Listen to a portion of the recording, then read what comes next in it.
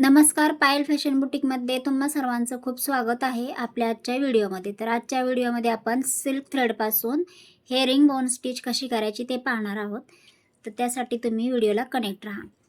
तर या इथं बघा, सुरुवातीला काय करायचं आहे, आपल्याला धागा वरती घ्यायचा आणि एक बॅक स्टिच टाकून घ्यायची. बॅक स्टिच टाकून घेतल्यानंतर ना आपल्याला क्रॉस द्यायचा आहे या इकडे. क्रॉस गेल्यानंतर ना एक लॉंग स्टिच आणि तिथेच बाजूला लगेच एक छोटी स्टिच टाकून घ्यायची आहे.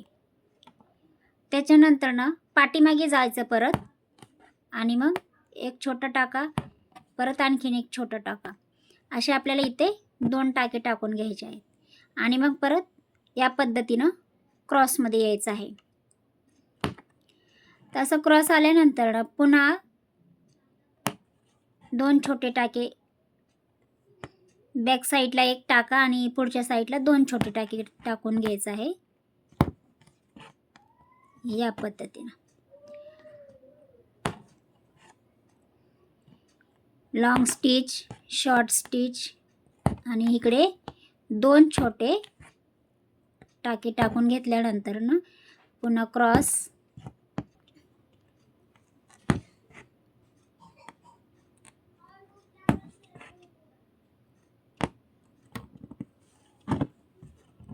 सिल्क थ्रेडचा यूज तुम्ही जास्तीत जास्त करा, कारण काय आहे, ब्लाऊजमध्ये सिल्क थ्रेडचा वापर जास्त प्रमाणात केला जातो आणि याची डिझाईन पण खूप छान दिसते.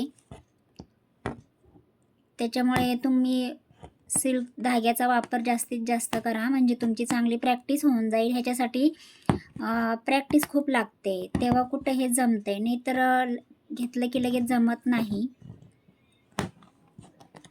तर बघा तुम्ही किती सुंदर अशी ही हेअरिंग बोन स्टिच तयार झालेली आहे.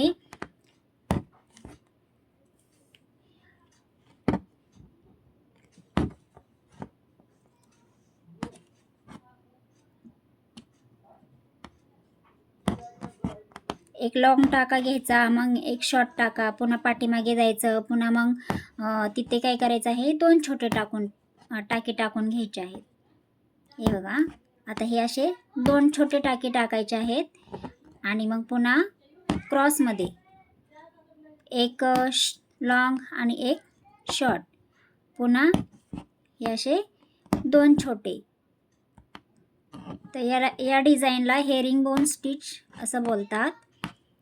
तर याचा वापर तुम्ही ब्लाऊजमध्ये बॉर्डर लाईन म्हणून पण करू शकता, किंवा कुठली वेगळी डिझाईन काढली आणि त्याच्यामध्ये पण ही डिझाईन वापरली तरी ते छान दिसतं.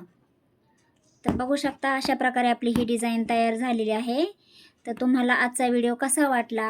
व्हिडिओ जर आवडला असेल तर लाईक, शेअर, सबस्क्राईब करायला विसरू नका. तर पुन्हा भेटूया एका नवीन व्हिडिओमध्ये. तोपर्यंत बाय बाय.